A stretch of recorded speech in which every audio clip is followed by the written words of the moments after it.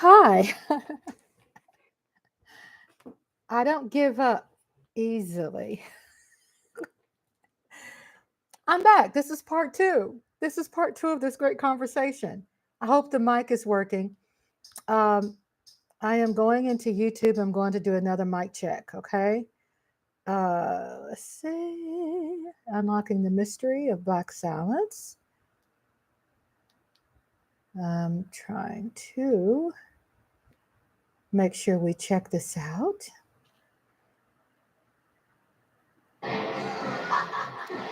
Carnival of Souls. We've had a great watch party tonight.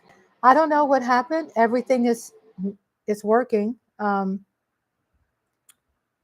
just don't know. And you know, this is a very tumultuous political times. Testing. 1, 2, 3. Testing. Okay, it's working now. 1, 2, 3. So thank you all so much for being patient as we work through this. Sometimes it's something we just don't know because I haven't moved anything or altered anything or changed anything. You never know those little things that are out there that's trying to probably keep me from getting my voice out there. So I'm not giving up. There could be some things going on, even though I have protections. You know, I would like to feel that I have protections on my computer. Still, we are witnessing these days that anything can happen. I mean, anything can happen. Anything can happen. You know, it used to be where we were quick to go, oh, no, that's not it. Remember? Oh, no. Oh, no, that's not it. No, no. No, we're really not sure. And this election has made us feel not sure. Right? Welcome everybody. I see you all in the chat room. Not in the chat room, but I see people coming in here. So my views are going up, up, up, up, up, up, up, up, up. So I hope I clicked it where I'm public. I hope I'm looking on here. It looks like I am. Where everybody can see this. Can y'all, are y'all able to chat in the chat room? I'm gonna go sign in under another name. Okay, yay! I don't know what happened because I didn't change anything. I think it's ghosts out there who don't want me to talk. Can we blame it on that? Sounds good to me. Sounds good to me. It's probably little ghosts. Hallelujah. That's what Michael Donna says. Hallelujah. Is that how you sing, Mike? Do you sing like that? I don't know. I don't know what happened, but I am back. I am back. I'm being patient, trying to get everybody back here. I'm always patient for you all because you're patient with me. You're patient with this thing called life. You're patient with YouTube and their changes and what they're putting content creators through. Either way, it worked. It did, didn't it? All I had to do was go back out and I did a hard boot and just let it set for about 30 seconds and came back, you know, closed everything down, all my windows, and came back. So I'm moving right along. Keep those motors running. The highway. I'm looking for some action.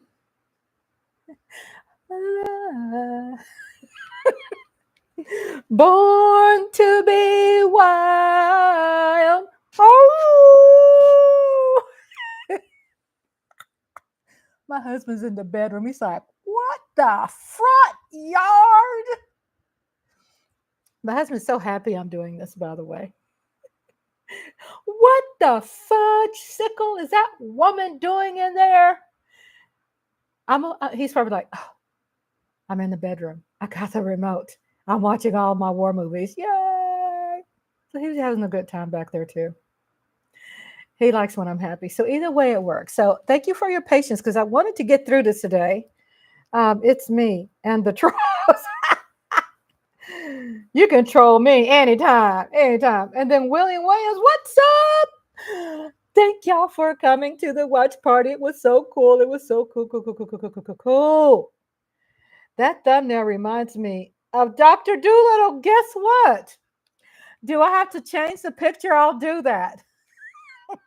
Because hubby said I look like somebody. I'm like, really? I'm like, it wasn't an insult or nothing. It was something. I might just have to change my thumbnail. I could do that. Oh my God. Are you about an elephant and the donkey? Yeah. So I had some challenges with my voice, my mic not working. So I had to pretty much just take everything down, shut everything, all my windows, close everything down, do a hard boot, and just let it sit for like 30 seconds and boot it up again. And I have to admit that was the longest 30 seconds I've ever had in my entire life. Oh my gosh. Are we in an impatient society? Or what? 30 seconds seemed like forever. Forever. Welcome back. So we had a great movie tonight. I want to reiterate about that. Thank you all, everyone. We had a full house. Yes, we had a full house. Carnival of Souls is an amazing movie. And Carnival of Souls, of course, was basically about her and being in purgatory. She was between life and death.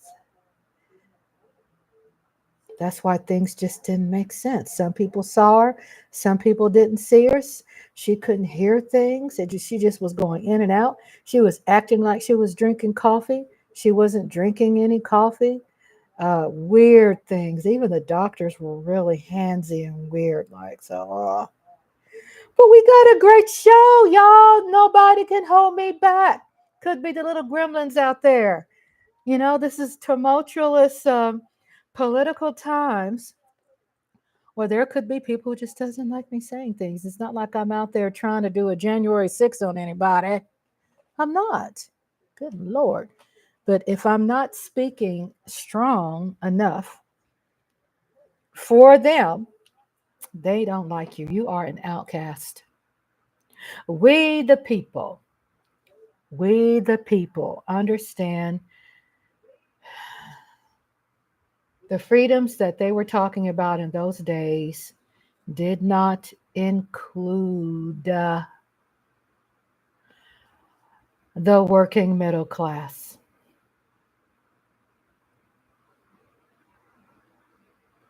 You had to have been extremely rich. And they felt that for this country to be very successful, then it's the extremely poor who could help the rich stay rich. And that was what makes America great again. But that is the answer to the economy for them. You have people who are saying they're being asked, what did you have problems with? Why did you vote for Trump? They're saying the economy. My wash machine's working. Yay, it wasn't working earlier. Oh my God, there is a God. Anyway, welcome, William Williams, and welcome everybody. I see there's some extra people sitting in the cut. I can't see your chat name or anything like that. I just want to welcome you because I see my numbers go up, and I just want to welcome you. Smash that like button, everybody. Smash that like, everybody. It's how YouTube works. It's how I'm able to get my groove on. That means to be successful. I can't be successful without the likes. It's just like, they were very smart to use YouTube to use like, because they knew if people are sitting on the couch and don't want to vote, then damn sure, or heaven sure, they ain't gonna like the video. So guess what? We're going to come out ahead. We ain't going to go broke because everybody ain't going to like everything.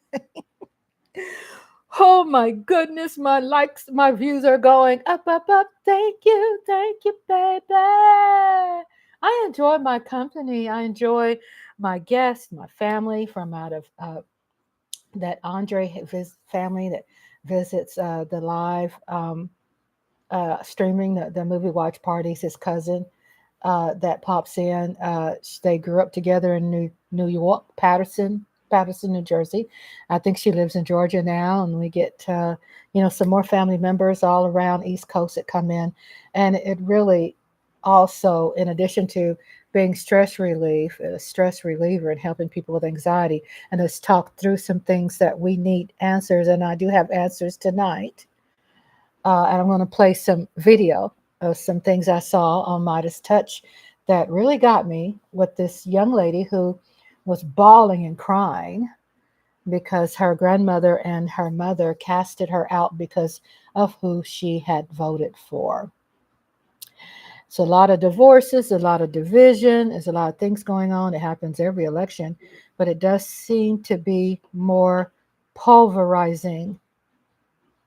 It seems to be more pulverizing when it comes to division, and it's something I really feel that for my channel to really speak on it, so we can try to understand some things. There's some things where bosses probably seem to be really feeling themselves, our neighbors that we don't probably talk to too much. But what I wanted to talk about, and you all check out my replay, it's a lot of fun. It's a lot of different things that I talk about. I have a title, so I could, try to focus on that. But I always tell people that the cherry on top, hint, hint, William, son, the cherry on top is the chat room. And then Mike Aldana says, unfortunately, politics will do that. Politics will do that. Exactly. The title that I had, like I have to come in here and talk about it, is that I thought was pretty serious. And it's something, when I titled the YouTube, what was the inspiration, was because when I was doing comparisons and listening to how people felt from an objective point of view, and listening to people that I don't care for, listening to people who I just adore, and coming up with some knee-jerk things that are just making me just jump up and go, I got the answer. And I know people out there listening to a lot of news, which is good. I don't like Fox. They're liars, just saying. But they're listening to a lot of stuff that has great, great visuals. It's a lot of action. It's a lot of reaction, fonts and colors and Fox News, and a lot of things that get you watching. And some people kind of say, well, I don't want to be bored. But what happens, could it be that they're putting in all that fancy smancy stuff that to me burns my eyes and gives me high blood pressure, that basically that gets us thinking. Y'all, I was distracted. Do you know why I was distracted? I'm looking at my thumbnail and I'm thinking about Dr. Doolittle, thanks to y'all.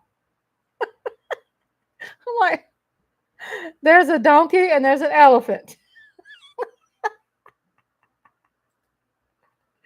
I'm like, really, people? I can't even stay. My thought process is like, I'll get in the role, but it's just a whole lot of things I want to talk about. And I think what's really leading me to a very like baffling, but not baffled, but I heard what was going on and I'm not in denial. And what I heard, I know what's going to happen.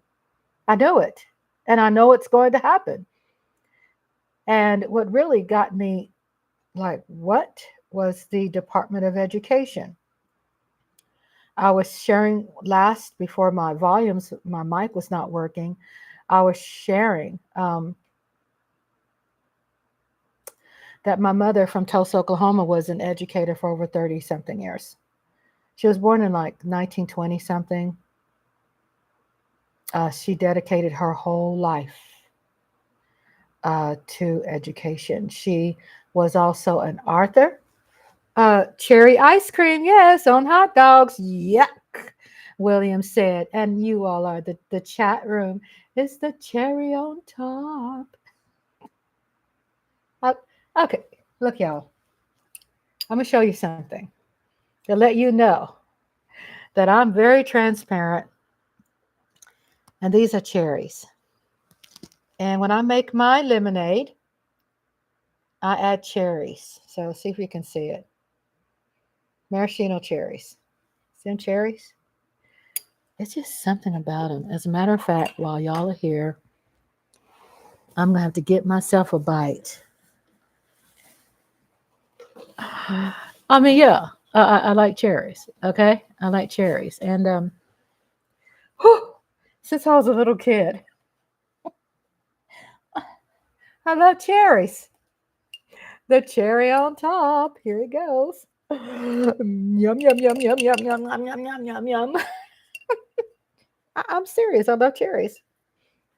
Oh my God, this is heaven. Oh, it's heaven. This is heaven. Mmm. Mmm. Mmm.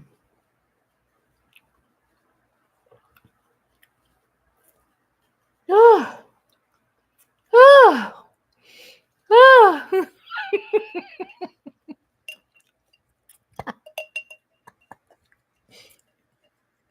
It's midnight. It's after midnight, right?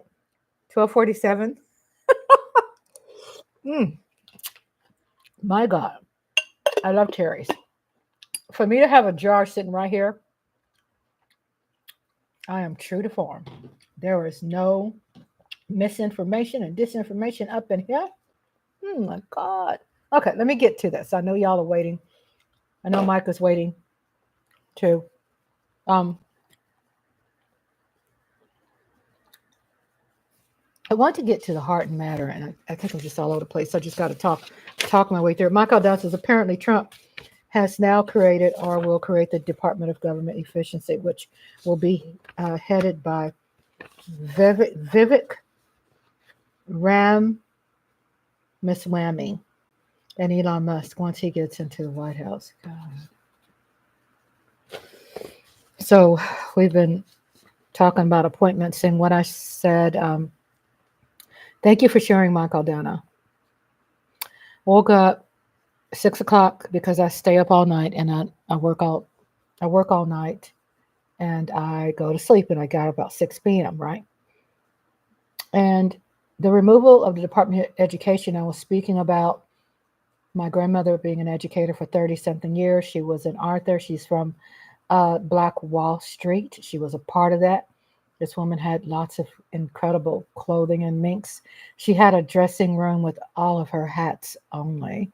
He had a mirror that went a mile down with her dressing room and her cosmetics. And I just look up to her because she was so fun. 30 something years. And my grandfather, her husband, passed away very young of a heart attack. He worked for an airline.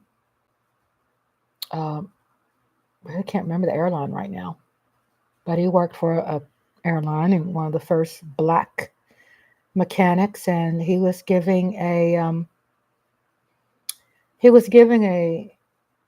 training class or something, and he had a heart attack, and her husband passed away. Well, that couple adopted my mom.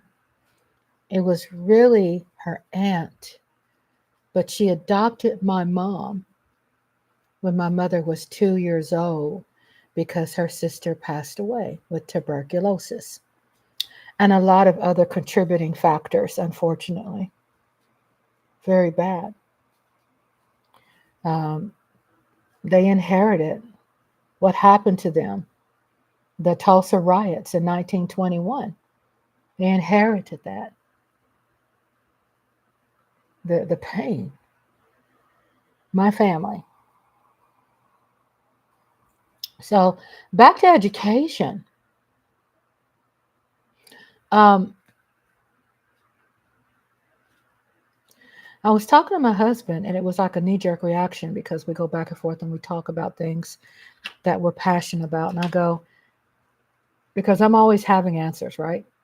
So it was a knee jerk reaction. And I said, Andre, and I was talking to my hubby, why do you think that? Why are they messing with the Department of Education? You know, it's a knee jerk response. And he said, Rhonda, they don't want anybody educated. Simple.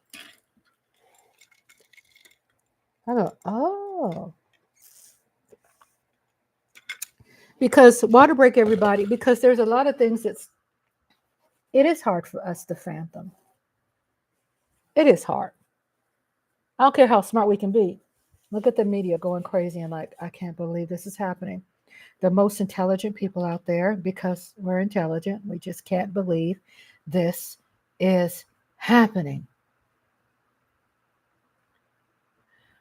It is. It's real.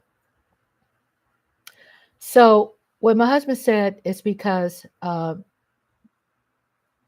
majority of people who are voting for him are uneducated, and the ones who think they are educated are the ones who are manipulating poor people, poor, rural, uneducated people. Uneducated is not necessarily an insult because there's a lot of people um, that have some common sense.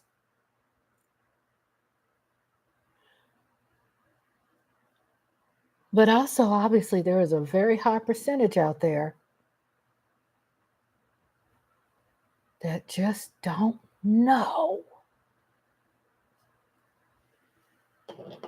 We could easily call people names and go, oh, you're dumb or you're stupid or, well, there's a lot of um, people out there who are being taken for granted, being taken advantage of, that probably are good people, uh, but they even probably have family members or bosses or people who are manipulating them, paying them off to vote Republican, paying them off to vote for Trump. I mean, there's a lot of money out there, right? I mean, people are not turning that away. They're not turning away money. And where are we saying where our country is at right now? A narcissistic country. A country where people are thriving, where dumb is being glamorized. Yes, and then dollars over policy. That's it. The dumber you are, it's being promoted. People getting paid a lot of money to be slow. People getting paid a lot of money to be ratchet, loud, unfair, say the most outlandish things. Likes go up. But if you're not doing those things, then you're not. I'd rather not be a part of the trend of trash than be a part of something where I can't sleep at night, because guess what? Every one of these MFers are going to grow old, and one day they're going to be put in a position of needing someone's help, because those people that are in his cabinet, and he's nominating all these extremist yucks. Extremist yucks. Thank you, Willing, for that inspiration. These extremists, to with no compassion, to lead these fragile departments that needs empathy. children who have special needs who are on Social Security, children who are needing Medicare and Medicaid. Women, they didn't give a shit about women. I mean, the majority of us did. There's some missing votes out there, right? Why are you saying that, Rhonda? Because I was mentioning that, and then everything went to hell in a hay basket when my mic went down. But they are saying, again, my husband was sharing with me, uh, that how come Trump received a lot of votes? I mean, received his normal expected votes. And how come Kamala got her expected votes, but it seems like there are still hundreds of thousands, if not millions, missing? So I haven't done my research on that. That's why I can't talk on it a whole lot. But um, I have been seeing some things here and there about the math ain't mathing.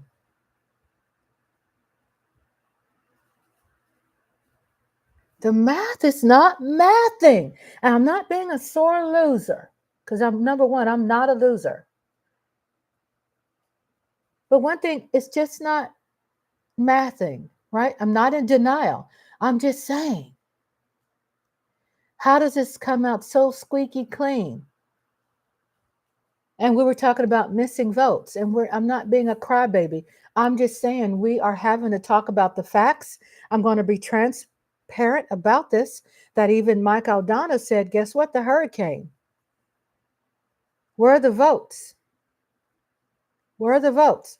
What about us hearing a bunch of these boxes out there, these ballot boxes where people filled out their ballot and they dropped it in the boxes and then found out that all over the country these ballots were put on fire?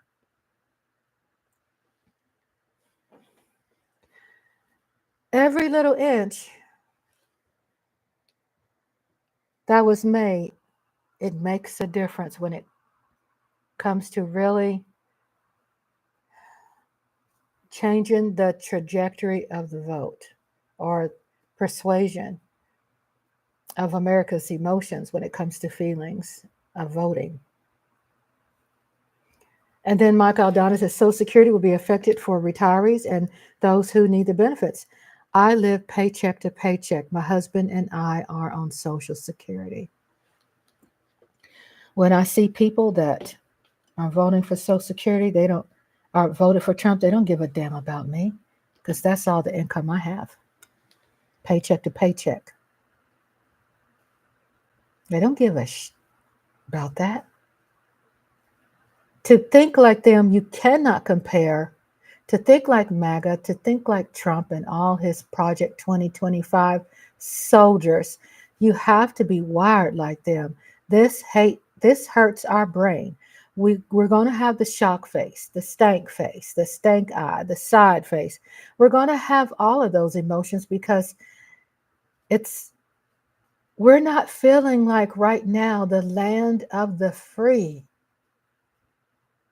You put your hand over your chest. America, America, God shed his grace on thee. We ain't feeling like that right now. We love the land. When you touch the soil and you feel it in your hands, we love what we've been gifted with and God and nature and all of that. But we're not feeling too secure about this so-called person who won the election. We're not feeling it. People are not putting their hand over their heart. God and country over Trump. Right. And what's happened, they made it very clear. Trump has made it like it's him over God and country. And he's bragged about it. And people are in his audience cheering him. So I wanted to get into most people who are voting, they noticed that there was a lot of people who were sitting on the couch. And I mentioned the last one, I'm going to reiterate again, sitting on the couch, over 80 million registered voters, which he saw a number. In that number, majority were MAGA supporters, right? He went all over the country. He went on a tour. He made people like that feel special. He made people like that feel like they were needed. He made them feel like the revolution, the January 6th insurrection was their revolution, and made them feel validated and made them feel, make America great again. And then you see other people who don't care to know about it. Probably they're smart, but just they don't give a damn. They're like, well, if Trump slipped me some money, palm over hand or hand over palm, slip me some money, and hey, I'll hold that Trump sign for you. No matter how that election went, and we saw it, we were following everything. It really just didn't make sense that with the math, Trump won. And if we feel this way, don't you know that those who are in positions, powerful positions running the Democrat Party, are not going to let this go lying down. They're not. So they have to do something very sneaky. And let me tell you about how the Republicans were sneaky. Where I live, there people who have Trump signs, and every time there's election time, who's going to have them hanging, right? Or in their yard. I did not see one Trump. I don't remember seeing one Trump sign.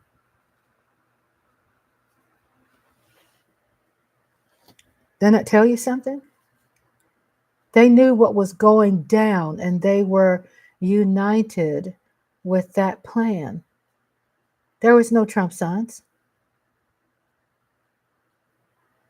Maybe there were some people that were Republicans that put the narrative out there that it's Republicans voting for Trump. And they put that out there. And probably, those few probably didn't vote for Trump, but the narrative seemed to be just a little off. Like the missing votes. It was too quiet. The election was too quiet. It seemed to be the most quietest election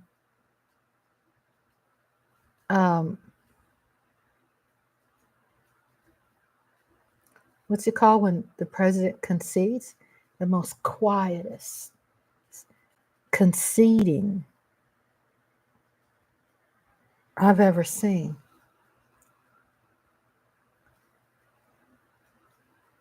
Conceding means, well, you've accepted the fact that you did not win, and there are things put into action for the transitioning of power. It was so powerful. So are we picking up on that they know something that we don't know? I mean, you would think, yeah. Yes. Mike Aldana says, I couldn't stomach watching and listening to Trump's last campaign speech at Madison Square Garden. I saw it, but I wasn't intensely watching it. It was like there, but not there, because all I remember is seeing these lying-ass faces standing up there. That's all I could see. It's like I wasn't really like tuned in, because I just didn't want to absorb that, because something just seems wrong. When my husband said the reason why he's trying to get rid of the Department of Education because he wants to get rid of education. So what does that mean? He don't want anybody smart because he knows intelligent people are not voting for his ass. We know this when it comes to analytics. We know when this comes to college students are voting majority what? Trump. College cities, university cities. I mean, let me get my head right. Sorry about that. I misspeak, so call me out on that. I didn't mean that. Most educated colleges and university cities, they vote Democrat. We have too many people who have people in their family who are transgender, who are LGBTQ. We have people all around this country that have a heart for people in those positions because we know that they have been disenfranchised, kicked to the curb, unfairly treated. Gay clubs are being burned down and people unalived walking in schools.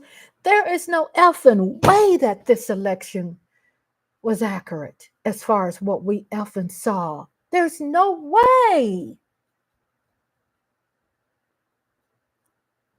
I'm not a person in denial throwing a tantrum. And I've been trying to dive in deep, trying to figure this shit out. I even went as far as going like, okay, I could understand 80,000 people, 80 million, correction, 80 million people unregistered in 2020, that Trump was able to stimulate them and make them get their rocks off and do hand jobs to mics and laugh at that shit and then bring the first wife back, first fucking woman back that showed her tits and ass and everything. And she's supposed to be a fucking first lady for America? Are you kidding me? Again. But yet the numbers are off. So if this is what America is, then you are trashy ass MFer. Those people, not everybody. Because guess what? A lot of people turned out for Kamala. So I'm not going to write us off when the math ain't adding up. The math is not adding up. The math is not adding up. If Trump met his quota, and there's some percentages that we can show, the analytics show that, yeah, there's some people that, small percentage from 2020, blacks, 13%. During Biden, it went up 20% blacks for Trump. Okay. It still wasn't enough for me in my head to see Trump as a winner. And the only thing that seems so logic to me is those 80 million votes. But also, what doesn't make sense to me, if Trump didn't win by those huge percentages, and yeah, there were some states that he flipped, but he won an electoral vote, and he won a popular vote, and he won the House, and he won the Senate.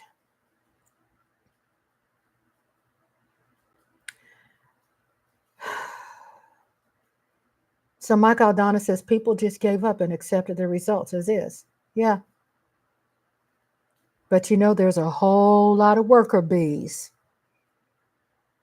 trying to figure this stuff out. And thank God for them. And I miss Rachel Maddow on Monday. I want to check her out because she really has very good, great sense. I just love her science. I love them all. It's just I have to pick and choose which one on MSNBC I'm going to watch because I can't watch them all. I love Joy Reid. I just love them all. Lawrence is my man because he wanted to kick, who was it? Was it Mitt Romney's ass for disrespecting Obama? He said, I got my gloves on. It was just amazing. I like him anyway. He was a speech writer, a writer for Bill Clinton too. He goes way back. And then also, these whites are wanting reparations for what they feel and how they feel for the reason that they feel how that they've been mistreated. And they do, because they feel that their forefathers wrote these laws and it was not meant for Black people and others, and that they feel that this is their America, and that they changed it because make America great again means they want it to be like it was in the past, when there were free enslaved people, when there was extremist things and lynching all the time, and the South had won. And I mean, that's what they want to, as what they see that America was so great about. They want to make that great again. So I wanted to also tap into my title, and my title says Unlocking the Mystery of Black Silence and Its Impact on Democracy. What does that mean, Rhonda? To me, these are my opinions, and our opinions, are written off sometimes as controversy or conspiracy, but our opinions, our gut, we've been right. Our gut feeling, sorry, on my nose, have been right. The content, the light here dries out my skin, so I have to rub in the moisturizer. Sorry. I'm human. I'm a human being. Things happen to us. We don't have breaks, and we really don't have anybody powdering our nose or anything. So we gotta wing it. Um, so I keep going back to Department of Education because that F's with me. We saw the signs where a lot of the big conglomerate mega churches here in Texas where I live, I saw the signs where they were growing, they were getting loans like crazy, and they were growing so huge, and all of a sudden it graduated to what? Daycare. Okay. Then in these big, gigantic, MAGA supported Trump type churches.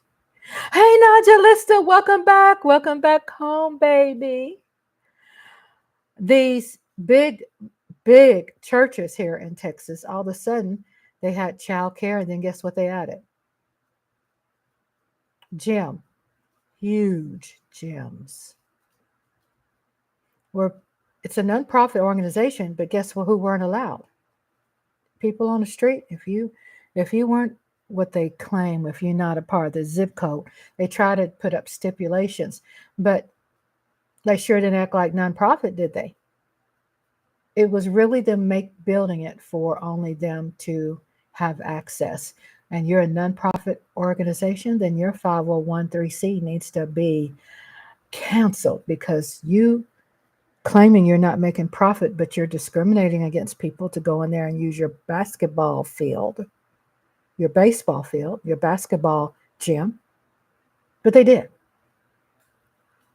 These churches were bigger, growing big like football stadiums here in Texas.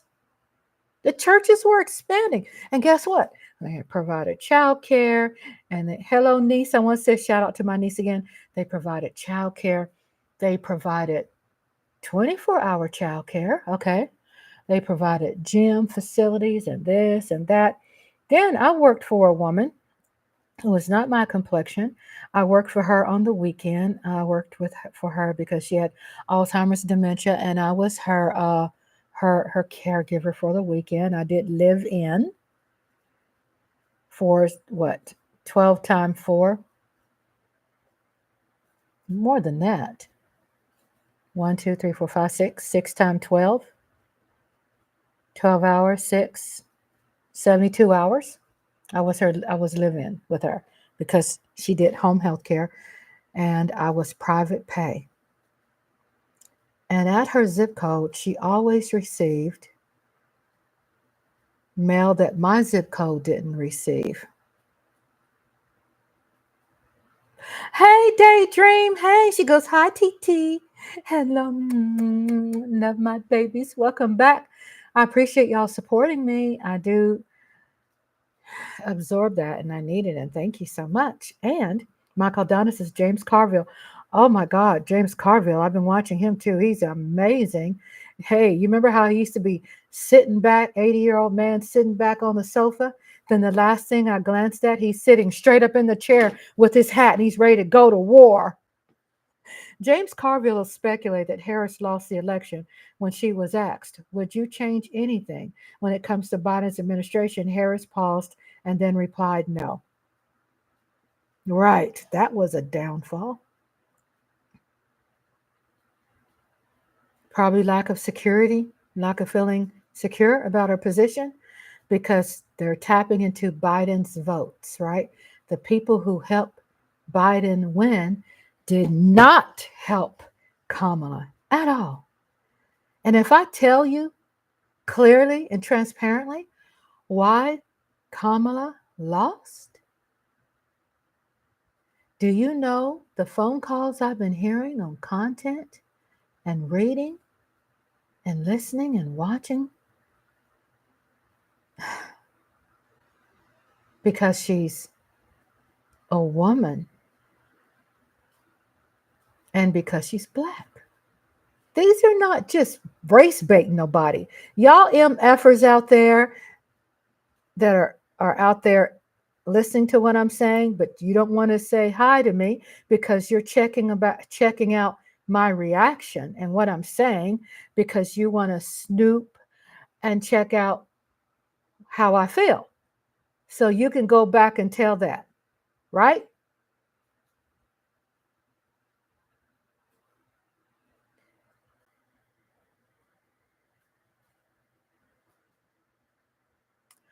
I pause because there were a percentage, even though it was a small percentage, that percentage is growing of the black Trump supporters, of black people who did not want to see a black woman to be president. It has nothing to do with me because they're black. It's just a lot of stupidity out there. And they have built their life, which I've had a couple of lives about this every single day. Check them out. They're really good. And I got to switch over and study podcasts and start switching over this into podcast. Check out Rachel Maddow's podcast too. Please do. I watched only one. I need to catch up a lot on watching the others. They're incredible. Rachel Maddow breaks down the history of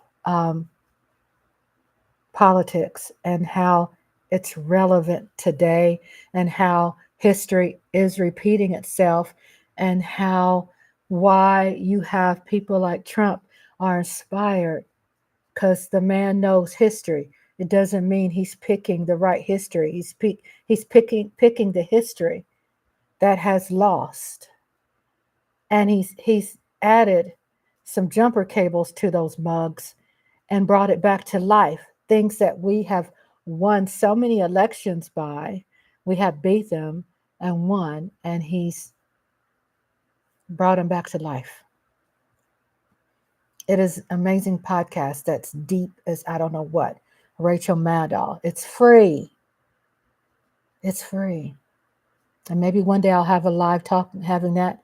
I don't want, that to make her feel that I'm taking her numbers by playing it, but I think I'm adding numbers by introducing people to her. So hopefully I don't get in trouble with that as long as I'm doing reaction to what I'm playing, but we got to listen to that one day.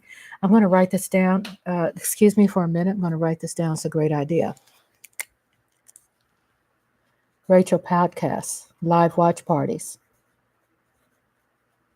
Because a lot of people just don't have time and don't feel like they don't feel like want to listen to it by itself, but they will listen to it when we're together. I'm like that too, in a lot of ways. Back to Department of Education, people. So Trump's championing the culture of I don't give a yes. He's championed the culture, and he's been saying this forever. And he doesn't care about being accepted or correct. Obviously, everybody out there is feeling great about him not giving a fudge. They're excited about him not giving a fudge sickle. You can fill in the blank there. Thank you. Thank you for your permission. Um, so you have those people, and we can't carry our race on our backs, right? Because there's a lot of things out there that's going on with people that has nothing to do with me and you. But they're going to remove the Department of Education. And if you all don't know, please look up Jim Crow laws. And he's bringing back to life Jim Crow laws without giving it the Jim Crow name, because now Trump he's sensitive about using someone else's name. He wants his name on everything. Even he wants to claim stimulus checks that he was against. He put his name on there. And then people look at this. Damn, he was a beast. He went mafia on that. He went rogue. He put his name on something that he did not agree to and fought against, and took it and made it his own shit.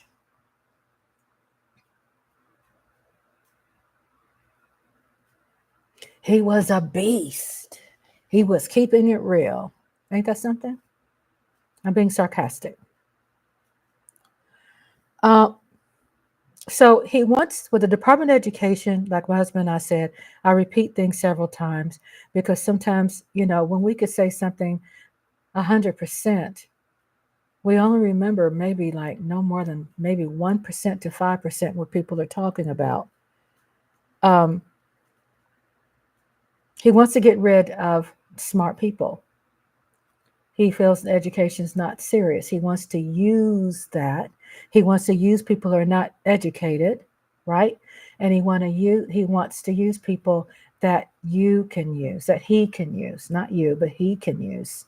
So if we get a lot of people out there that's working and don't want to fight for better pay, don't want to fight for better insurance, don't want to fight against and sue against employers who have been unfair, against employers who, Sister Rhonda, I posted a picture of myself showing, oh, I can't wait to go see it. Yes, Daydream 1990s. Thank you. I can't wait to go see you. Beautiful. I can't wait.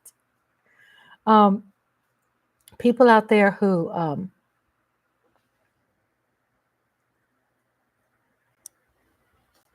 are just on these things that I was talking about, trying to get my and it's crazy.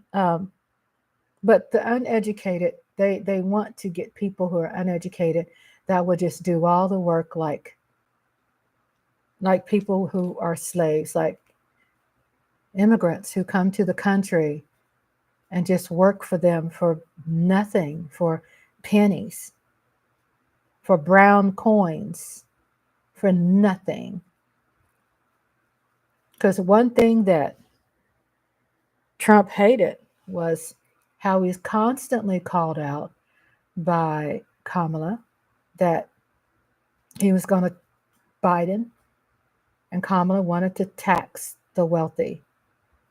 They hate that because they want to feel privileged and they want to be the ones to control the company. And what these businesses are forgetting, that guess what? You think that Trump likes you small businesses out there? Man, you are going to be thrown in there with the rest of the people that he is going to attack, because he doesn't want middle class. He wants only two classes: the rich, extremely rich, not just rich people. Y'all going down to dumbasses. Extremely wealthy and extremely poor, because when he gets rid of the middle class, it's going to be the extreme poor. And that's how he wants to run this country, because a lot of other countries, he's taken their playbook and he wants to run this country like that. Kim Jong-un, Russia. Extremely. Have you seen the apartments in Russia? Man, I live in a really nice place compared to where they live. They love that kind of government. And I'm not saying the Russian people do necessarily, but the people who are running their government, they like that because they get to just take all the wealth and invest into what? Now, let me get into something real quick, and I want to get into war real quick. The question would be, because people are not talking about this, okay, with war.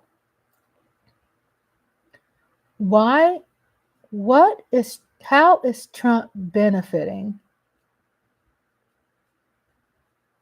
by just making two social classes, getting rid of the middle class, and just having extremely poor and extremely rich? And like I said before, he's getting the playbook from North Korea and Russia, right? Did anyone think where these people spend most of their money on? These countries, Russia, and places like Kim Jong-un, he's over North Korea.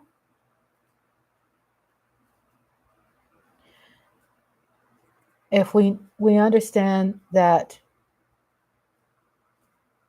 Republicans are for progressive, they're progression.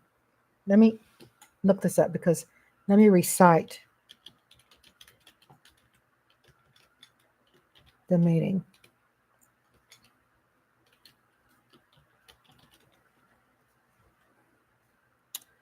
Republican, of a form of government constitution belonging to the characteristic of a republic. A person advocating and supporting Republican government is a Republican. We're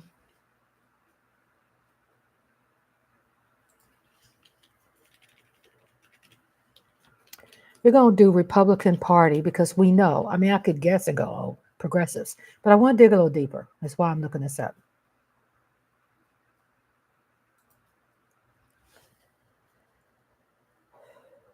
Republican Party in the United States is one of the two major political parties, the other being the Democrat Party.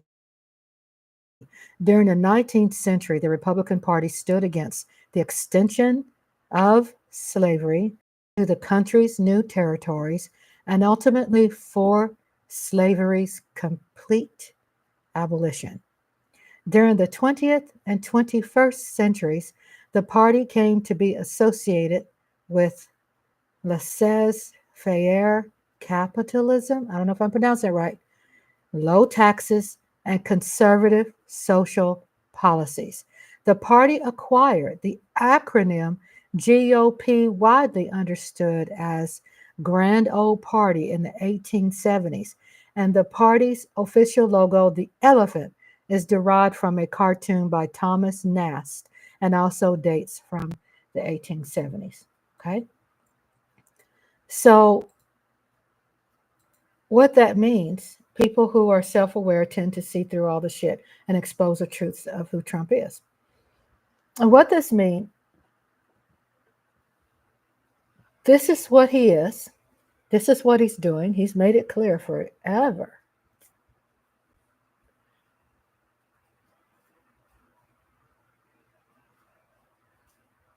What if all that money out there, because you ask yourself, if you're going to make all this money by getting rid of the Department of Education, right? Where you saw Kamala wanted to get that money from the $80 billion that Joe Biden had invested in the IRS, and that's law of the land for what, 6 more years, the total for 10 years, so it's 6 more years, $80 billion into the IRS, and that's where she's going to find that money because she knew a lot of illegal people were illegally like using the government and getting money. It's not rich people, that was her target, rich people. And then that money was going to pay for the policies that she had put in place. Republicans knew that, is why they threw tantrums and lied. Oh, we don't know where she's going to get that money. She's going to, get more money from the wealthy. True. And have them to pay their fair share, because my ass is paying a lot, 30 something percent I'm still today have a monthly plan paying taxes back to the government right now. You go, how, Rhonda?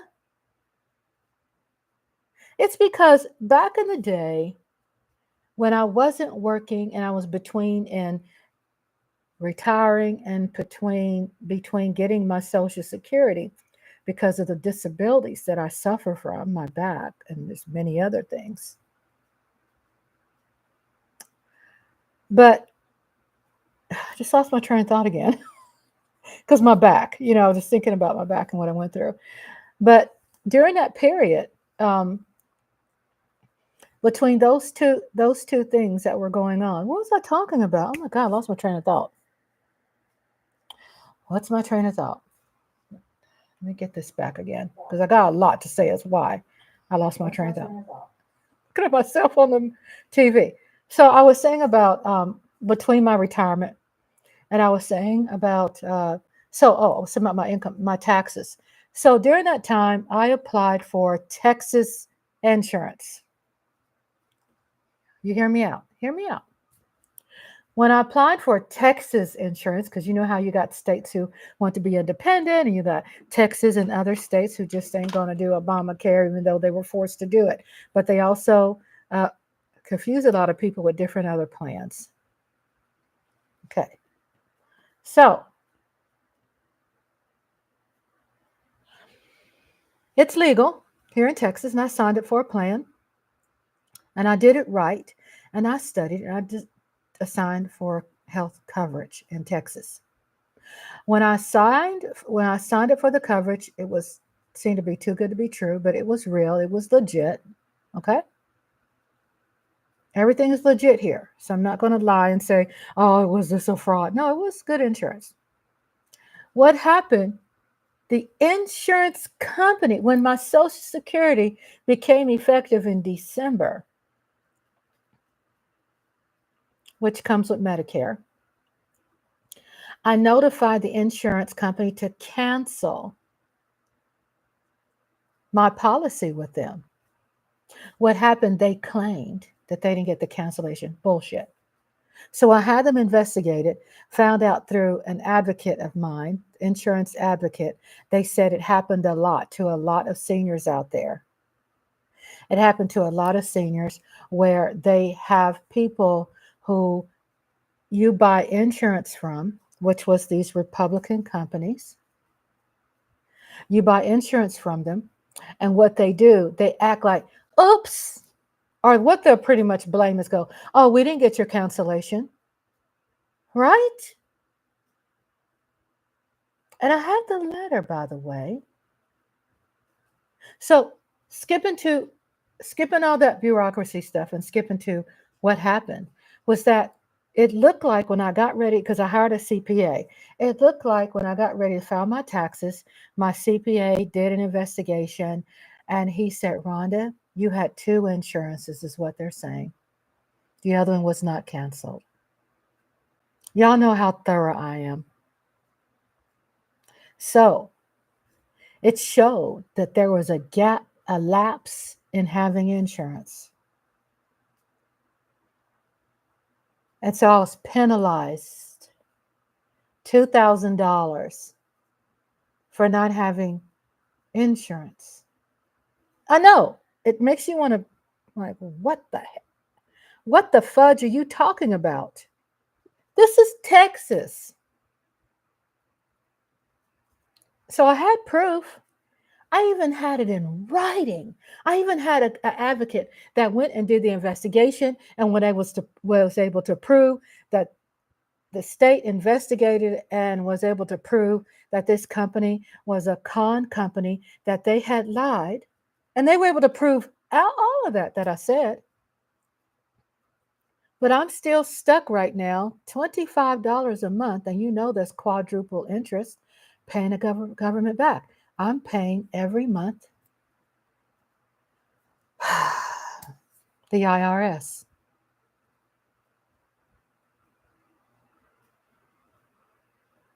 Every month. And you know, like I said, the majority of that is interest. So I'm be paying that for like 5 years. That was not under Biden. That was under Trump. The facts are. Obama presented the Affordable Care Act. There are Texas companies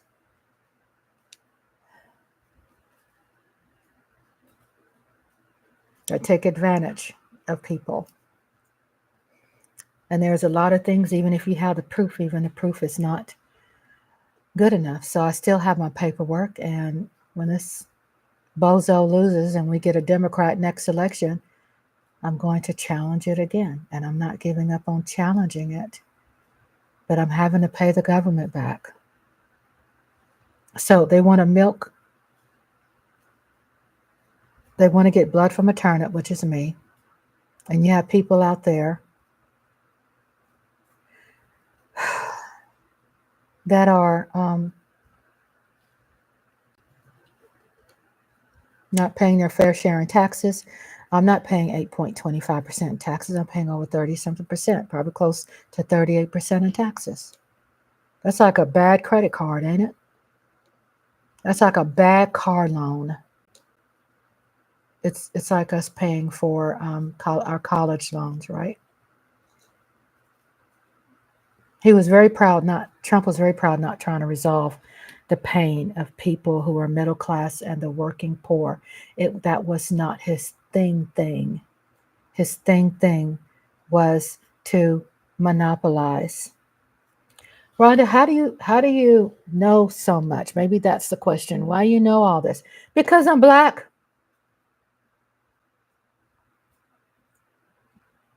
Because my whole life I saw it. I saw things working against me. Oh my God, am I Black and proud? Yes. But I saw always things working against me at jobs, out there in the grocery store, out there when it came to me, you know, just being me, just being me.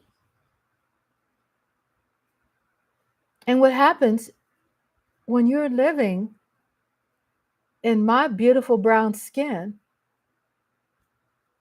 you end up gaining a third, fourth, fifth eye. I got a third eye, 4, 5, 6. And what happens, we're like, when we look at what has been going on with Trump and all this time, then hey, it's like, guess what? I've been studying about enslavement. I've been studying about slaves. I've been studying about my heritage. I've been studying about what's happened to me. I've been studying about what's been happening all these years since I've been alive, to bad, from anywhere from bad policing, unfair policing, to someone who feels that they can just take the life of a young, incredible Black person and then not the police, this person doesn't get fired and they get transferred to the next county over and doesn't get reprimanded for a damn thing. When you are a race of people, is why I'm proud to be Black, and I'm talking about in my title, Black people have been pushed under the carpet in this election, and this is how they feel. Even though I'm intelligent and I voted for Kamala, I'm able, after the loss, really get a hell of a lot of aha moments that are not for Black Republicans. It's not about being a Black Republican that I'm understanding. I am not including them in this journey of mine, trying to understand what happened, because we're going to keep pounding at this. And then we're all now, Michael Don says, we're all now dumb and dumber for letting this fool have the keys to the nuclear codes again. And then Michael Donna says, people who are self-aware tend to see through all the fudge and expose the truth of who Trump is, because he doesn't want any smart people. That's why he's getting rid of Department of Education. He don't want nobody getting no education. He's tired of having to fight against college educated people, against university towns and cities. He's tired of fighting against people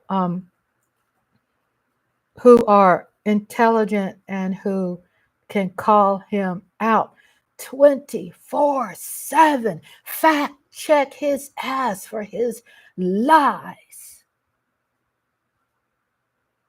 He don't like that because he brags about being entitled, and he brags about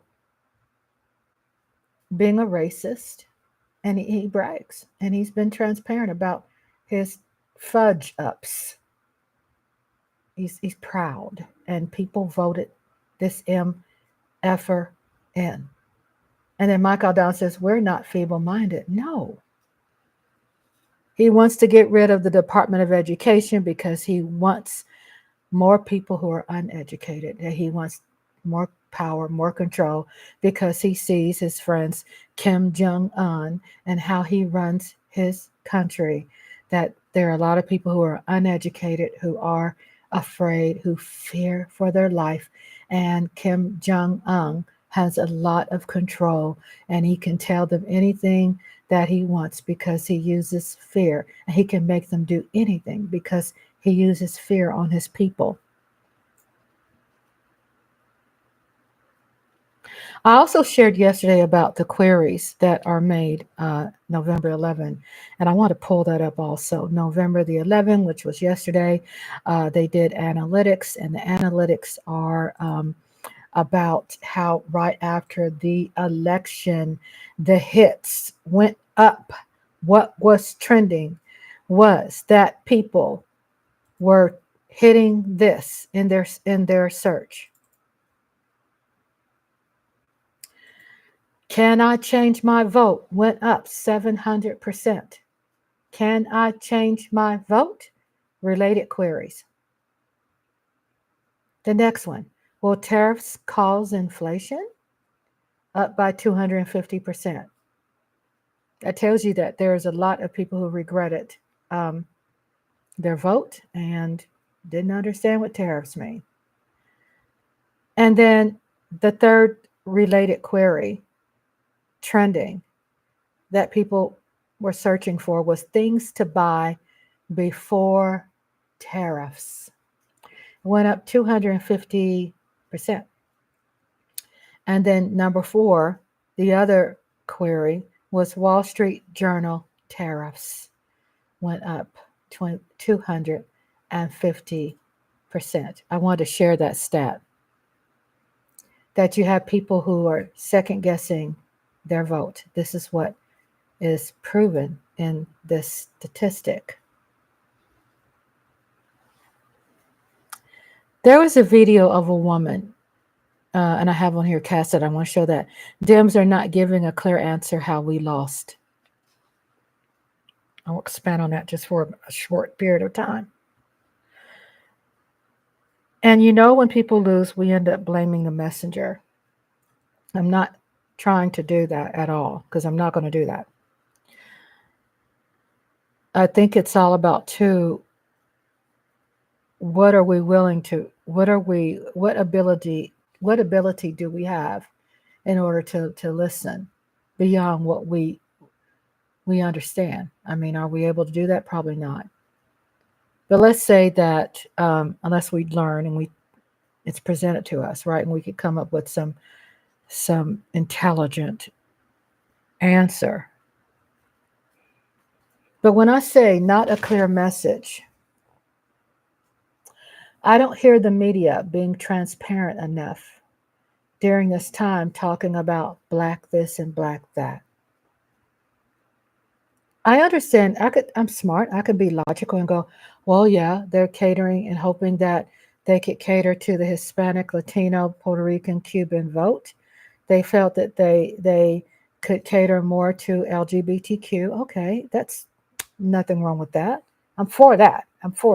Transgender, I'm for all that. But the point I'm trying to make is that the thing that really got people messed up, and I say black people, more than anything in the world, and they held the Democrat Party accountable for that, unfortunately,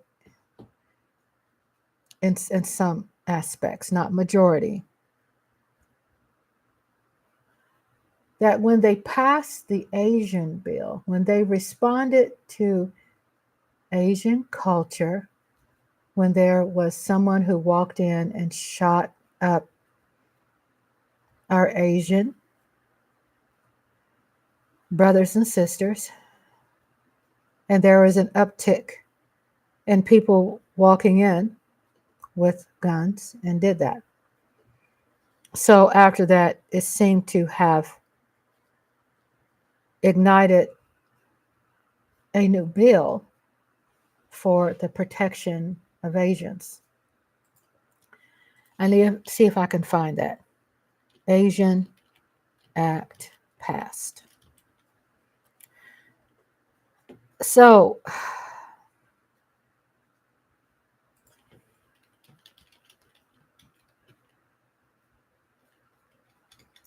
government law.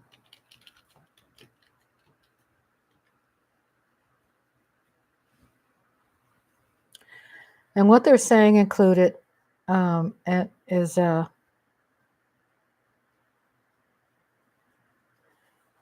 Pacific Islanders, Asian Americans, because we could sit up there and say, I can say for myself that I understood why it was passed.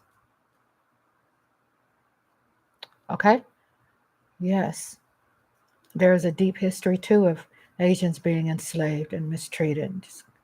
I mean, yeah, us black people definitely was mistreated. Okay, good night, William. Williams, sweet dreams. Thank you for your support. Um, but Biden signed an anti-Asian hate crime bill, marking a significant break. And you have people that say, I want to be in 2021, that I want to be fair and balanced, that I want to be open, and my brain is saying is created where I want to think fair and equal for all people. And at that time, if that happened to Asians, because I end up feeling just god awful about what happened, right? Anybody smart will go. So President Joe Biden on Thursday, uh, when President Biden signed COVID-19, he called it the COVID-19 Hate Crimes Act. And that was passed through Congress in an increasingly rare show of bipartisanship, hailing the effort of significant break in a gridlock Washington.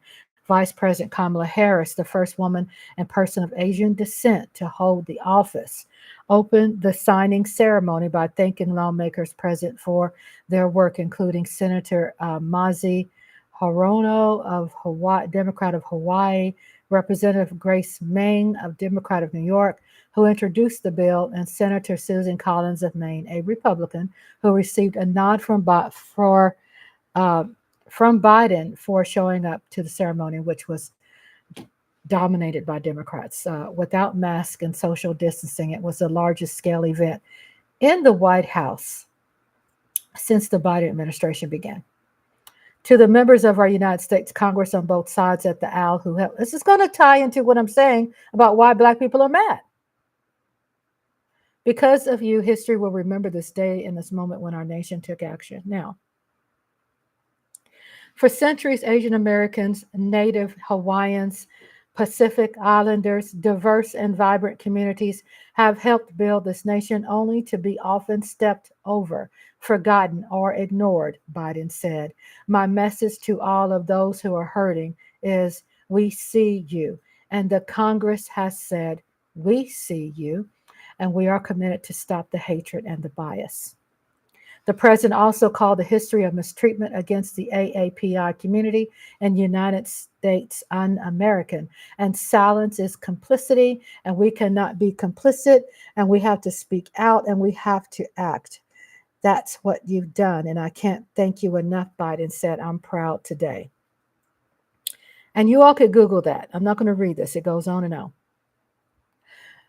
So just bring up some narrative of why you could say Black people were upset. I didn't say all, but probably I can say personally how I felt too. Not that I was against Asians at all, but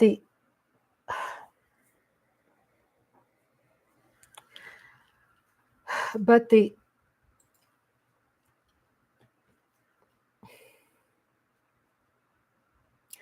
people out there don't give a damn. People who are hurting don't give a damn about what's partisan, what's not partisan. They don't give a damn about the Senate and the House and how it works and how you need this and how you need that. But passing, unfortunately, people who are Republicans, unfortunately, the ones who passed this bipartisan bill was also sending a message to black people saying, fudge you. You see? Because when we look up the George Floyd Policing Act, we could say that a lot of things have been done, at least attempted, to try to pass that to make law. And during uh, now, but especially back then, when black people see something, they don't. When they see you screw them over, and they feel like they've been screwed over, they're like, "We ain't gonna forget your ass during next election." In spite of where they live, zip codes, and all this bashing, name bashing of our zip code and where we live, and people in Detroit and the ghettos and things across this country. Um, Still, it's a legitimate emotion where you're for the George Floyd Justice and Policing Act of 2021. It was a policing reform bill that Congress turned down. And when I say Congress, I'm going to be specific. Back then, you got to look at election times and who was running the House and who was running the Senate. And during that time, when 2021, when they tried to pass the George Floyd Justice and Policing Act of 2021, what had happened was that we had the House and Republicans had the Senate. So every time there was a proposal presented, then you had those racist Republicans turned it down. But they voted for the Asian hate crime bill. So we could break down the science and go, well, this is how it works, people. We could try to go out there and speak our language and try to tell everybody out there we need the House. And if it goes to the House and the Senate passes this, or we do the Senate and the House got to pass the House, and this is how it works. And people are like, I don't want to hear that, because I've seen how you were so quick about passing this and that, and you were so quick to not pass this for black people, which is the George Floyd Justice in Policing Act. So Mike Aldana says Trump used tariffs as a ploy to get back at China, not realizing that we consumers had to eat that fudge sandwich. He meant something else better than what I said. Michael Dana said it's not all about the black community, so they turned their back on the Democratic Party. Exactly. And now Jalissa Daydream said, your natural is very long and beautiful. Oh, okay. Now Jalissa is telling Daydream your natural is that's the words we need to hear. So when you see that place of feeling disenfranchised, and there's another word that I wanted to say. I think I highlighted and I liked it. It'll come across my tons of notes in a minute. There was something in here that I saw that really stood out, and I wanted to use it, and I don't know where it's at. It's a great freaking word, and I loved it. And it'll come back up. Oh, okay. So marginalized communities, right? That means disenfranchised communities. That means black neighborhoods that people don't give a shit about, and we're going to just continue, giving them bad water, because they ain't voting, and they're probably not voting as much, probably not of course, not paying a lot of taxes, but people, we have proven it clear and time again that when Trump has is now president and has won the election, we know clearly now that it was all based upon something that was anti-black, even though, even though there were blacks who were Republicans, didn't mean that he was being relatable in our way of thinking, but it means he was relatable to the hate and the disappointments and the grievances that black people have been complaining about, and he was able to get through the hearts and minds of that 20% of people who voted for black, who were black, who voted for Trump.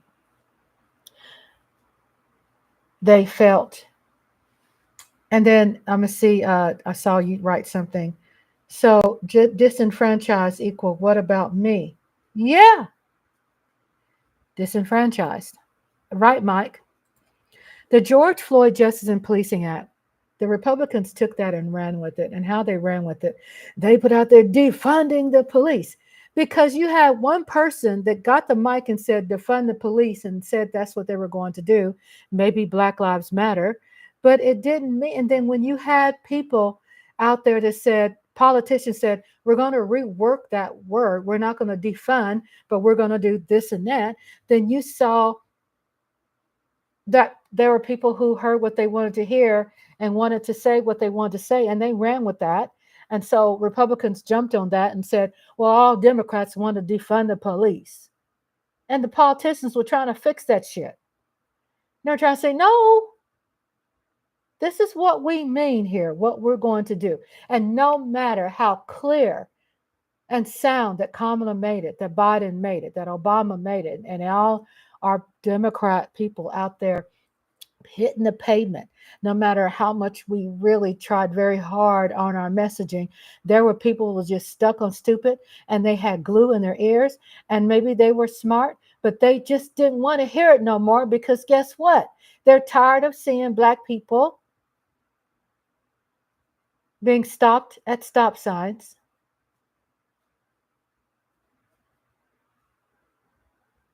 being unalived.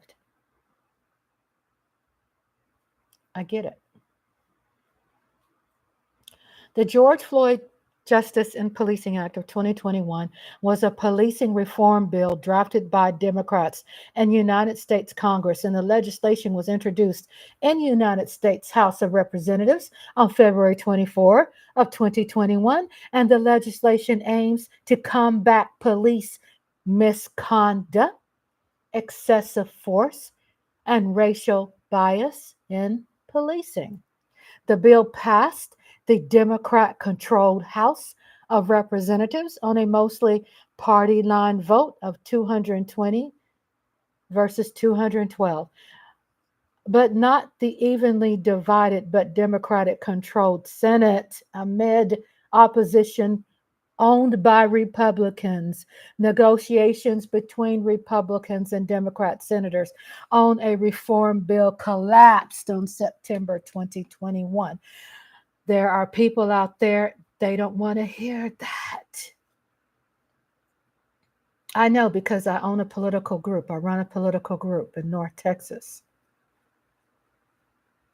And no matter how much I go out there and try to break down the science and say, if you voted for Kamala and you voted for Democrats, then she'll have a Democrat House and she'll have a Democrat Senate.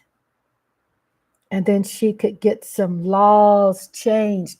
But you can't change the law without Democrat Senate. And then the president signs off on it. So you got Biden say, hell no, I'm not going to sign this other wishy-washy crap. And then he doesn't sign it. And you got all this stuff. And we know where we are today is why we Democrats have been fighting so much, right? Why we've been fighting so much for things and have people just out there been pissing in our Cheerios. Obama, a wonderful president for 2 terms. Did anyone think when he won the second term, majority of whites voted for him? Some MAGA sat on the couch. But Obama flipped a lot of states blue. What's the math with that?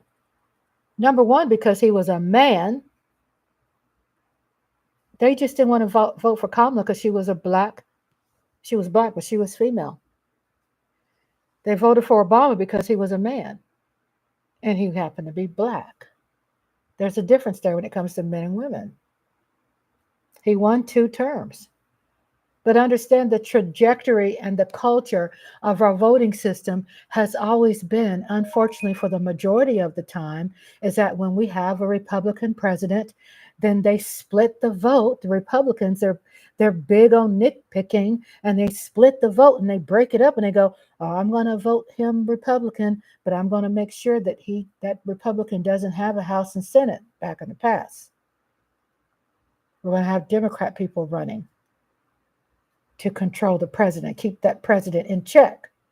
Or you'll have a Democrat president, but we ain't going to give him the House and Senate.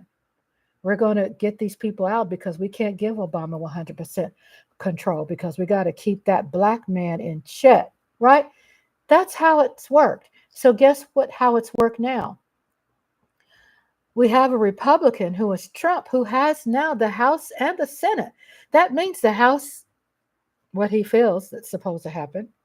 The House is supposed to agree with everything that Trump says and wants, and the Senate is supposed to agree with everything that Trump says and wants, and they have the power to vote legislation to break all that shit that we've been building our whole life.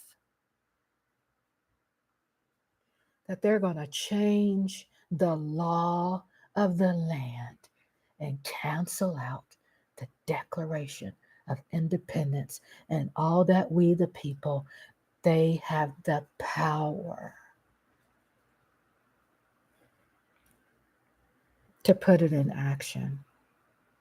You're going to say, well, there's going to be some there's some Democrats. Democrats are not the majority in the House, and Democrats are not the majority in the Senate. And they're going to vote majority Republicans because they don't give a shit about what the policies are. They only give a shit about being loyal oppositionists because old punk ass Tea Party then introduced this extreme shit. Now, guess what? The MAGA don't like Tea Party because they're like, you weren't strong enough. And there you go, floating blacks are all around the place, floating Democrats looking idiotic because there's always a percentage of dummies. There's always a percentage that's going to take that cash to vote.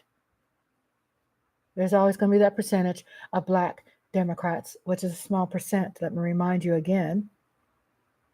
I said, I don't want no black woman telling me what to do.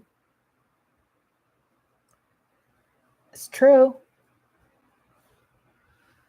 Let me go back to my chat. My God, Daydream says, thank you, Nodula. So hopefully Aunt Rhonda says the same. Oh, I know you're already beautiful. Before I even saw you, I knew you were beautiful, darling.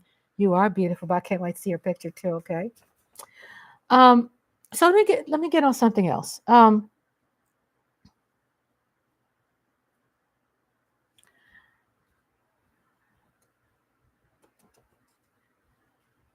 Avoid so what they're doing, we're going to have problems if we find ourselves trying to nominate another prominent or key figure for president if it's a woman against another Trump crony white male, right?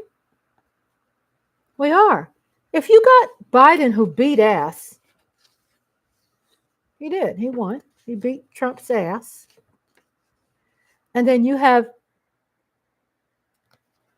Obama who won 2 terms, but because he was a man, he happened to be black, but he was a man.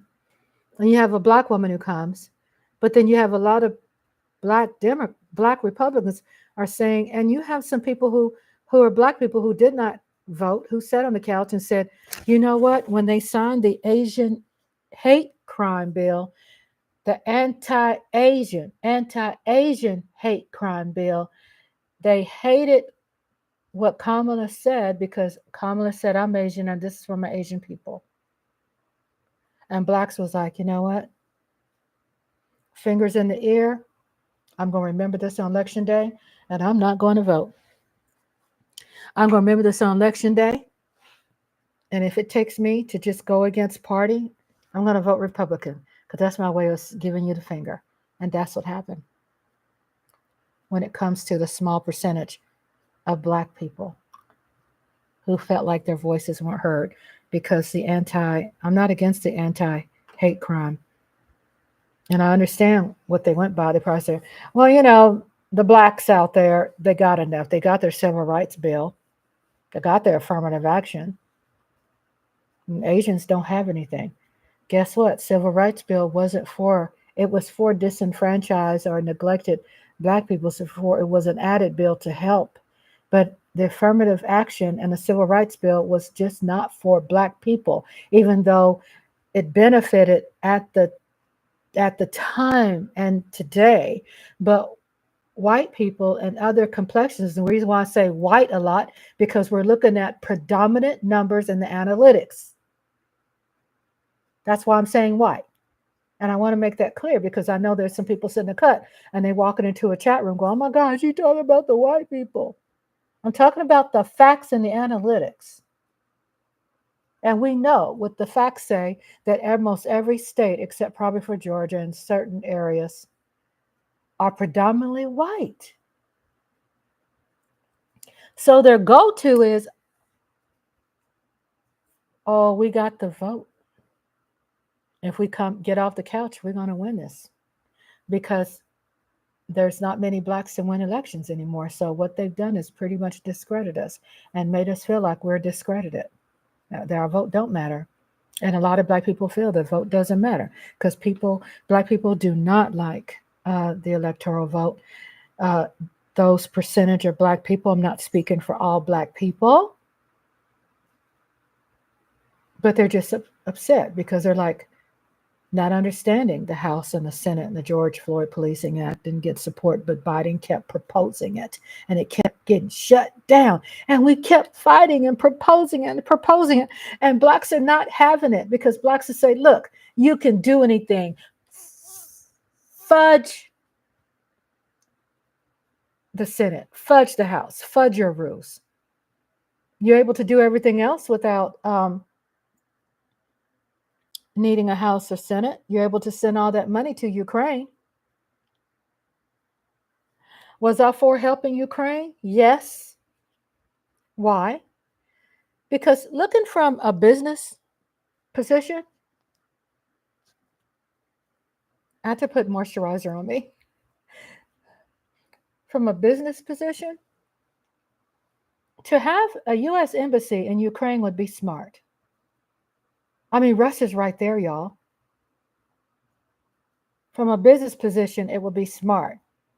From a war position, it would be smart. From a strategic position, it would be smart to invest into land, to territory that we can keep Russia back off of us, of America.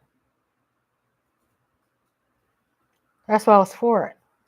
And plus, I mean, that's one thing my empathy kicks in. It how Russia just Putin just ran up on them and they've been in war for 2 years. Because can't we say that Ukraine is well known for being intelligently militarized fighters? But what happened was, too, the reason why blacks are very angry, not all blacks. I always have to say that because people who are new, because I get more non-subscribers who listen to my content, that when there were people at some point trying to escape Ukraine, that they had a lot of footage out there of blacks being pushed back, that they couldn't get on the train, that they couldn't get on the plane. Black Ukrainians, and there is such a thing. So you see black people and they see these pictures, and you know, black people communities have a way of getting news. And yeah, barbershops and beauty shops is where we get the news out. You can feel the temperature at the barbershop. And I really felt that when Kamala went to the barbershop in Philadelphia, that's what they were saying. But trust me, a lot of black people did come out to vote, but also a lot of MAGA supporters that were sitting on the couch came out and voted in Pennsylvania. It's how he won that. Mike Aldana says, now I know why Trump blasted Harris and her identity politics. Disconnect from her black identity and focus on her Asian ethnicity. Right. So black people were, percentage of black people were already upset.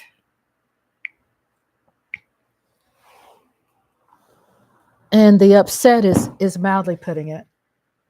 When the and analytics and facts, that's when media was covering us, was covering black people, because George Floyd forced that narrative around the world to force the media to talk about it. He forced the media to talk about it. What happened to George Floyd? He forced the media, because I don't think the media would have covered it as much if, unfortunately, what happened to George Floyd, if they didn't see the people around the world protesting, then they wouldn't have, I don't think they would have covered it that much, just to be real. So you got black people angry at that too. You got me, I'm educated. Guess what? I'm speaking from the comfort of my home and not comfort from the ghettos. What that means when I say not comfort from the ghetto is because ghettos are beautifully enriched with probably the most strongest, hardest working people in the world. The beautiful ghettos. Their voices weren't heard during the election. And black people are saying, well, you had sympathy for people seeking asylum, and we're Americans, and you didn't think about me? And what happened that Trump sold the idea. He kept saying Chicago, Chicago, Chicago, Detroit, Detroit, Detroit, California, California, California. And what happened is that people who listened to him, that small percentage, were American and felt he ain't talking about me. He's talking about those blacks who are committing crimes. He ain't talking about me. He's talking about those immigrants who are committing crimes. And that's what they called them, was immigrants. They called them criminals. They called them rapists and murderers. Not all of them were. And then when he saw he was winning with that I call it narration. I'm call it with that bullshit. Then he talked about Haitians eating the dogs and cats.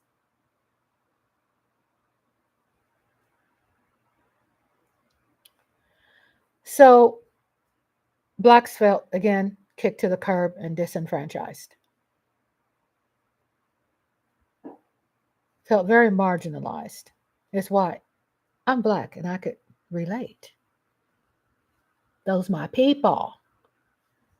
Republicans that voted for Trump, not really. They're so low lives. You can't claim his family. It's like, no. When you say go and run and tell that, no. Certain things, you can't put that on me. But the majority of the ones who are in ghettos are intelligent, who are teaching their black children that, hear gunshots on the way home and stuff. They're teaching them how to stand upright.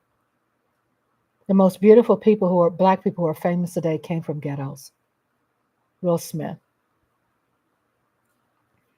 Bill Cosby, which people are not liking him a whole lot these days, from the ghettos. The ghettos is a way to tell the temperature, the truth of the country. And people don't want to give people from the ghetto any credit. But what you hear people, black people saying from their home, that they're proud of, mobile home, wherever the black people live, those territories were set up to keep black people in a zip code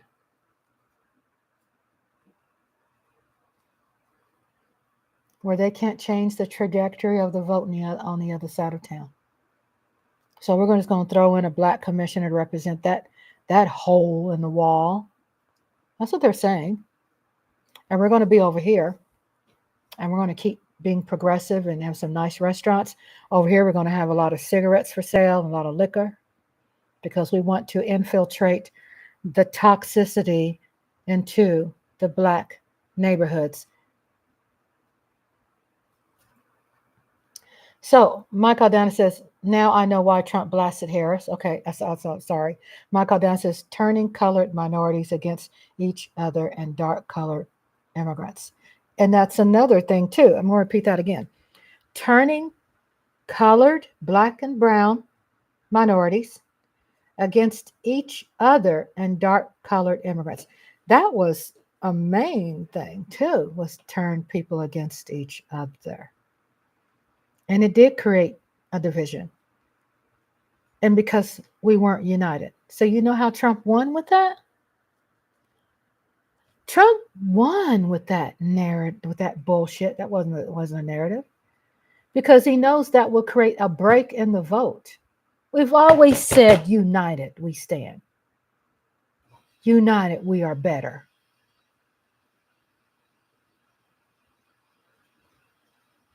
But we're different. We have a different thing going on. Or they have a different thing going on. So they weren't united. They were on some petty shit. And they voted. They did a vote to really vote against intelligent black people. It was a way to vote against black people married to white people. It was a way to vote, even though, they climbing through people's windows and having sex with vaginas of all complexions. It ain't about me. That's what I'm saying. This is not directed to me, right? This is not directed at me. What Trump is saying, they're saying it's not directed at them. It's only directed at the murderers and the people jumping over the fence, coming over, to America. And it wasn't. Then black Trumpers are saying, well, he wasn't talking about me. Man, you are foolish. You're foolish. He don't give a about any of y'all. Even white people he don't care about. He just care about if he can get that vote to get him power. He don't even care about nobody but himself. He don't care. And if anybody can't understand, I feel bad for you. Just try to keep listening to my live streaming. Please get till you can just look in the mirror and say, damn, why it take me so long to understand that simple shit? Because these people that are Trump voters, they were voting against their grandparents too. They didn't want to hear that shit. They didn't want to hear peaceful protests. They going on some lame shit, some tired shit. They want to, stealing from their grandparents too. Do anybody want to speak up for the black grandparents out there that are trying their best to raise good black men and because some black men aren't available to parent, are not parenting, but there is more black men who are great black fathers. They don't want to put a shine on that, do they? My husband is a great father. He's black. And he is the majority of our race. It's what my life is about. It's how come those voices, black voices, were ignored and wasn't a part of the campaign enough. We couldn't hear between the words that Trump used against minorities. Right.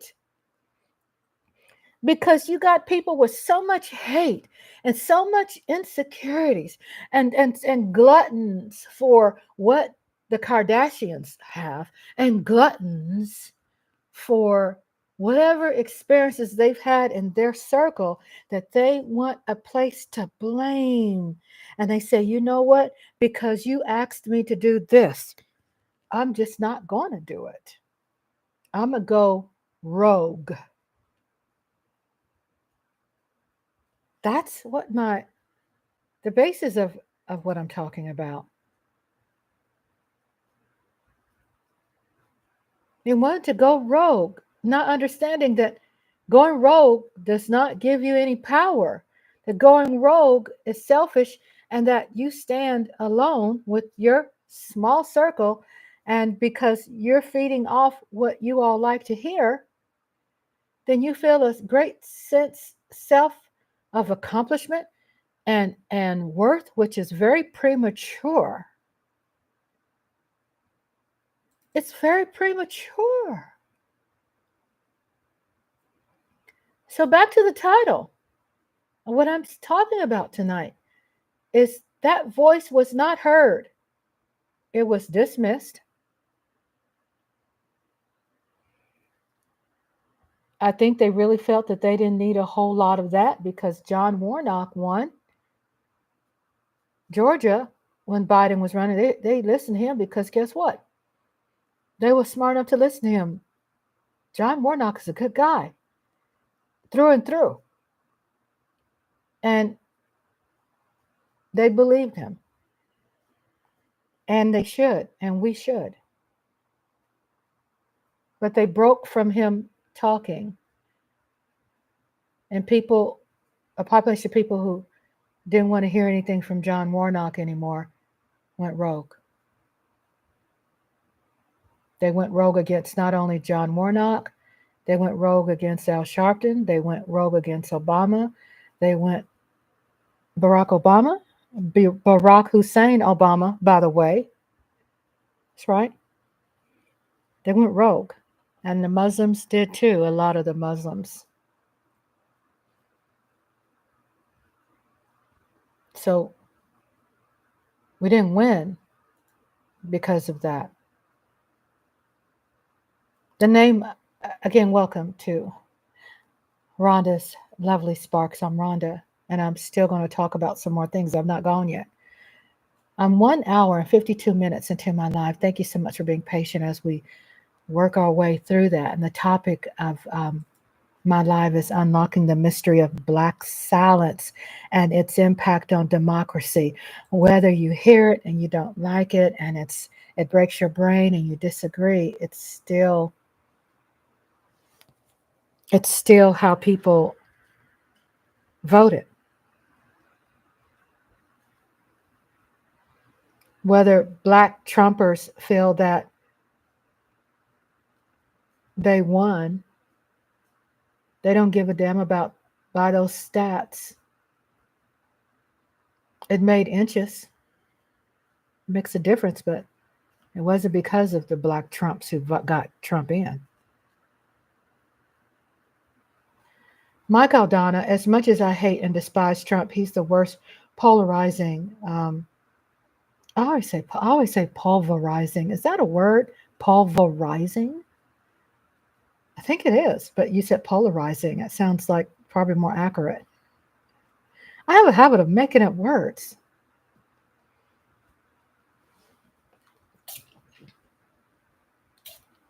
Trying to get my cat from behind my computer. As much as I hate and despise Trump, he's the only polarizing figure to use our own fears to sow dissent against each other because he knew he found and he knew that he found an opportunity in those who felt, my favorite word, disenfranchised.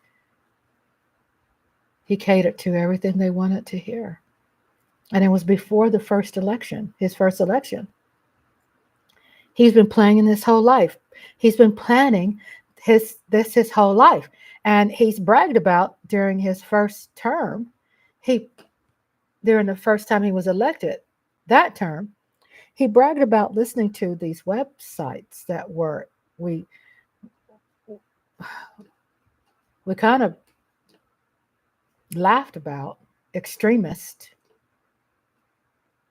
websites that he was able to get people to check them out and believe them, even though we were told time and time again that Russia put out memes that were fake, and it showed this Haitian guy had voted several times in a certain area, and they kept saying over and over again, it's Russian propaganda.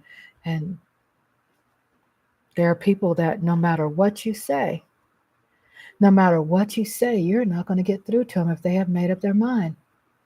And my favorite quote is that people rather support the lie that makes them feel comfortable versus the truth that will make them feel uncomfortable. And they will vote in spite, just for spite. They will vote for it because just to be spiteful. So Trump is talking about avoiding the nomination process that's supposed to be about our great United States of America, right? The way our land of the free governing supposed to work. So he mentioned about avoiding the nomination project and, of course, injecting full-blown Project 2025. Nothing new, right? There's people out there that just don't want to hear it. They don't want to hear the facts. To them, they're like, fuck everything else. Excuse my French. F fudge everything out there. If it takes me getting my hair done, then God damn it, I'm going to get my hair done. If it takes me getting my nails did, then God damn it, I'm going to get my nails did, and I'm going to feel good, even if it's just for one day. I'm going to take what I have for what it's worth, because they're feeling that Congress ain't going to ever do anything for them, and they don't give a damn about how it's supposed to work, because they've seen things happen where we didn't have to use a nomination process.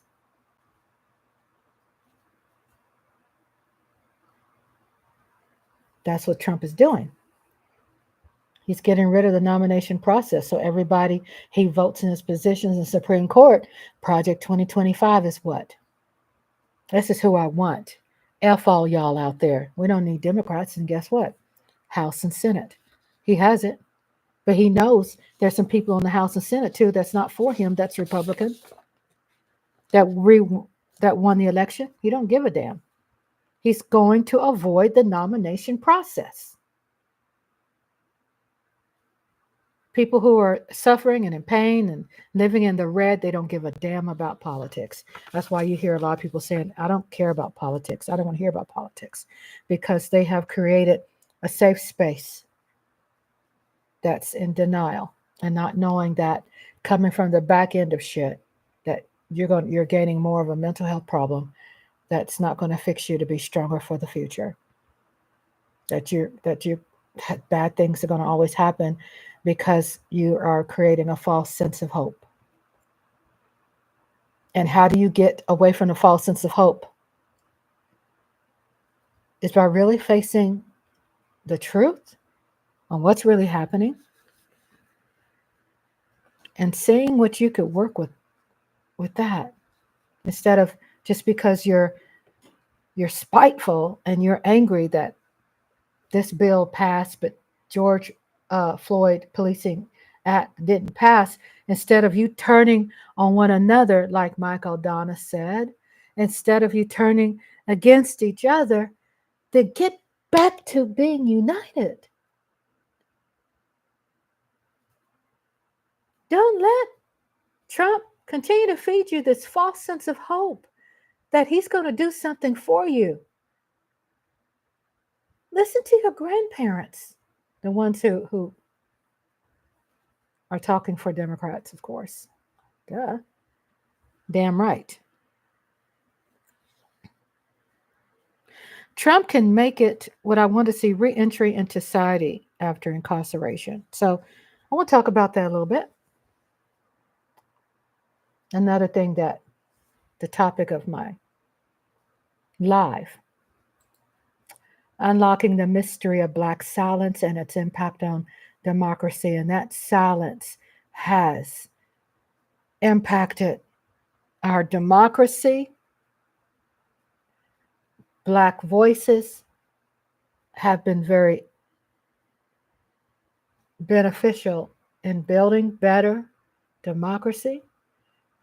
What's happened to Black people has inspired politicians to write fairer laws. Black people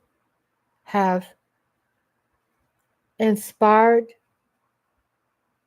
a, have inspired trends that they're sick and tired of people stealing trends and owning it and profiting from the trends that they created. I'm talking about this voice of democracy that that small percentage had made a difference and decided to become not united no more because of frustration of being stolen from, because of music is being stolen from, because Michael Jackson getting his things yanked because of some sympathies there of how people can relate.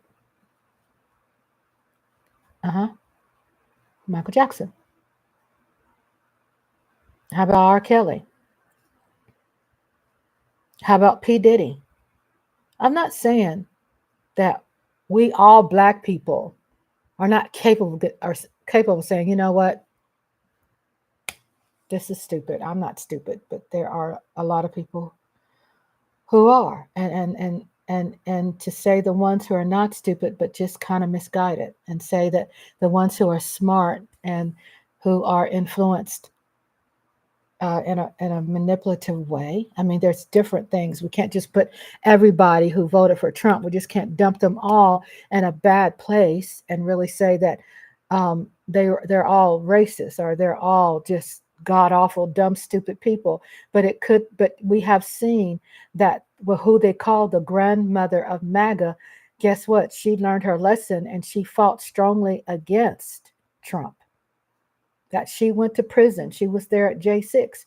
And then Trump turned her name into the grandmother of MAGA. And she's like, what the? And she jumped ship and said, I don't want to be a part of that anymore. Don't use my name in that way. And she saw the light. So when she saw the light, she's like, not everybody saw the light. Not everybody sees the light like she did. There's a lot of people that was able to transform away from the cult, and they were tired for being called names because they were MAGA supporters, which is cult. They were tired of being called names, and so they, Trump continued to field them, and was like, "Come my flock, come my way." I mean, he even sold shit that he's Jesus. Ain't that some shit? I mean, we know that Jim Jones was able to get followers. We know that Trump was going to get some followers. This is simple math. Right? Let me catch up on my chat.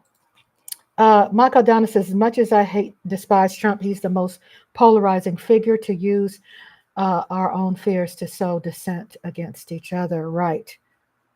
Michael Donna, I hear that there is a possibility of creating a Democratic shadow cabinet to challenge the incoming administration. What a great relief. And I got to catch up on your videos because I know you've been really sharing some really good stuff in there that I did not read yet today and haven't watched. But I know I must if I'm going to continue having an opinion. I know I'll have to really pay attention to that. Re-entry into society. Again, I was mentioning I didn't want to leave that unscathed. Re-entry into society after incarceration. Let's talk about that just a little bit. Okay? Just a little bit. Because it's a part of the topic I'm talking about, Re-entry into society after prison, after incarceration.